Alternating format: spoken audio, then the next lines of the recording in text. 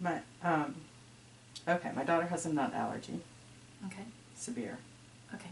So I want to know if she's going to outgrow it, if we're treating it right, if there's anything we're supposed to be doing. Okay.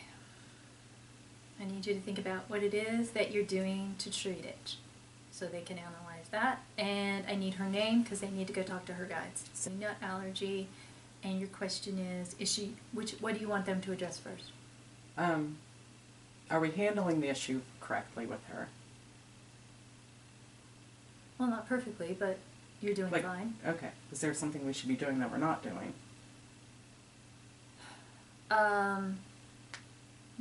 Okay, I'm just gonna say it. I don't. All right. Okay, I'm just gonna say this. You need to apparently allow her to be a little more responsible. Apparently, you're keeping all the responsibility off of her shoulders. How old is she? She will be 11. Oh, yeah. We have started making her more responsible. That's good. But They're saying that's very important right now. Is that you're needing to, they're showing you this like, this sort of like switching the responsibility over to her. And then apparently that is, you're making motions of it, but in your heart you're holding it. And she knows that. Is that you're doing practice. And that's fine, but you really do need to make her understand that in the long run, ultimately, it is her responsibility. And that once she takes ownership of it, it will get better. Because right now, you're owning it for her. And so she isn't really realizing that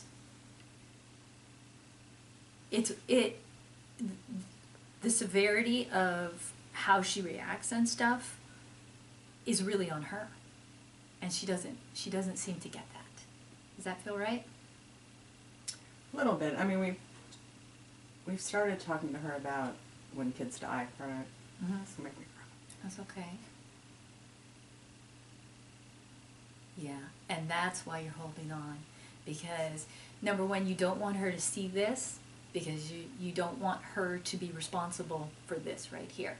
Do you understand? This is what you're holding on to, and you have to understand that she knows. And you're really sheltering her from. Well, we started telling her when they do, so that she sees how bad it is. Right. And she gets anxious. Right. And I'm wondering, she should be anxious. Well, no. But I don't want her to be. But right. No, she should. I'm wording that wrong. She should I understand you're saying that it's serious. Right. She needs to take it serious, and she does need to take it serious, because it is serious. Right. It will be less serious once she takes it serious, because you'll be able to relax when you know she knows, but you don't know that yet, and so you can't. And she's feeding off of your anxiety that she doesn't know, and so it's a back and forth. You're passing the anxiety back and forth.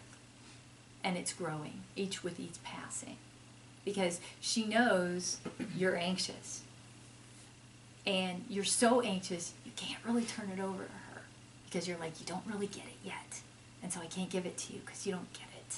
And she's like, and she's feeling because she's very connected to that emotional response that you have, and that emotional response is right there. It's right under the surface. And so for her, she feels that all the time. And if she can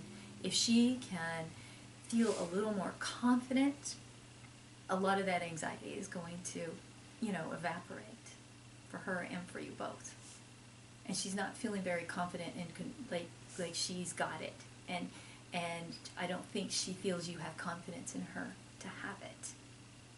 Like you're just not ready. But so how do I get her confident? Just make her... Show her you have to be confident in her. You have to believe in her. I believe in her, but I also You have to believe that she understands how serious it is, and that you have to let her own the responsibility and the consequences of that. And you're fine, you're like, you can have all the responsibility that you want, but you don't want to let her have the consequences, and so you're really just in this tug of war of turning it over to her and of holding on to it.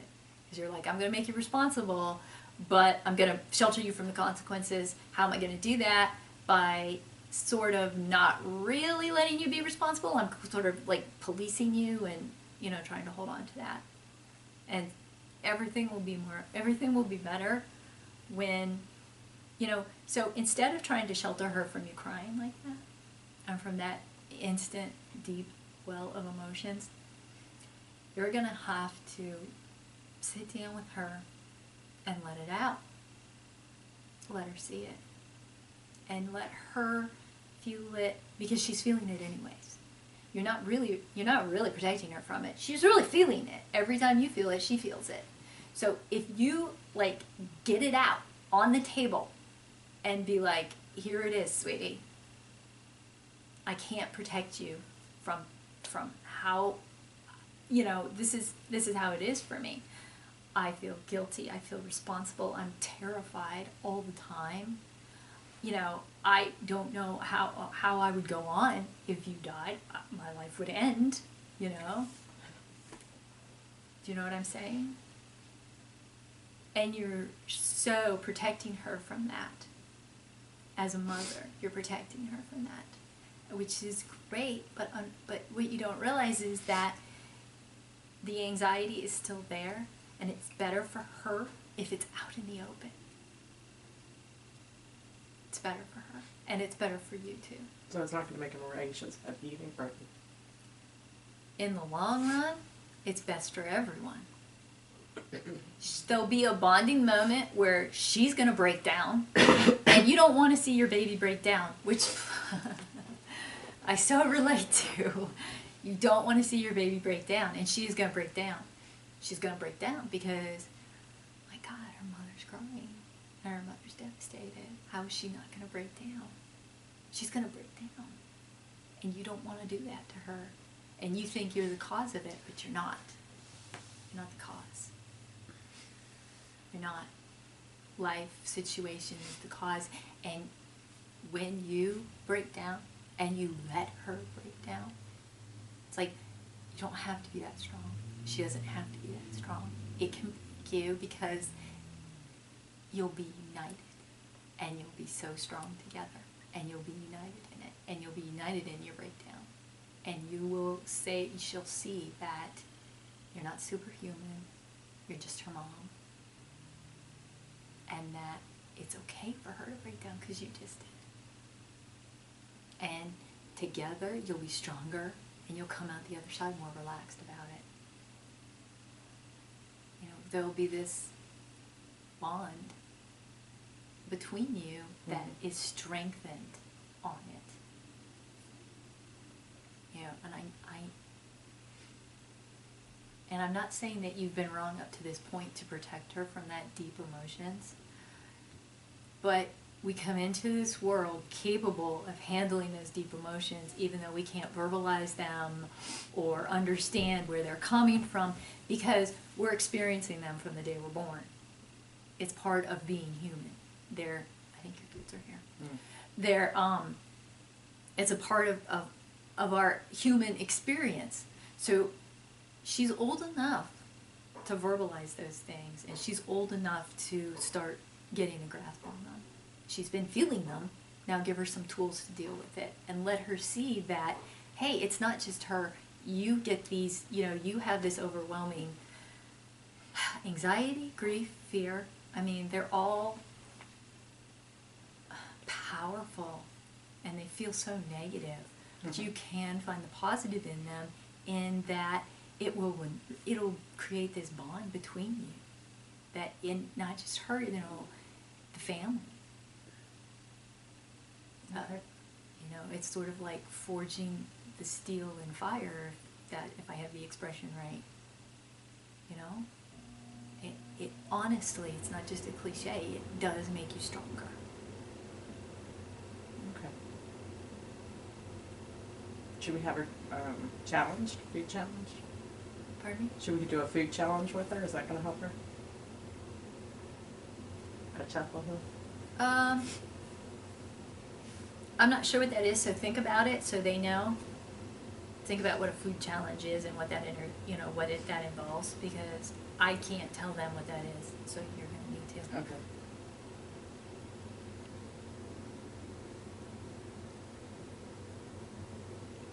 Afterwards. Afterwards, yes. But don't set it up as make sure that it doesn't feel like a test to her.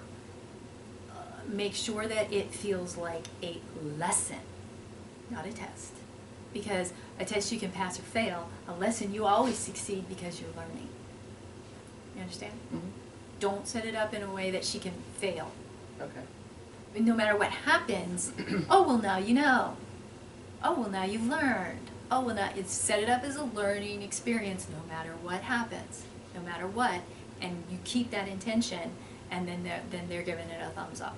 As long as you keep the intention totally of this is a learning experience, not a test.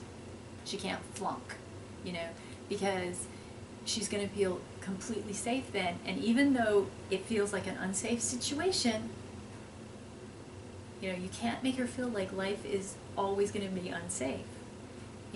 She needs to understand that life is going to have challenges, and she needs to see them as a learning experience, not as something she failed at.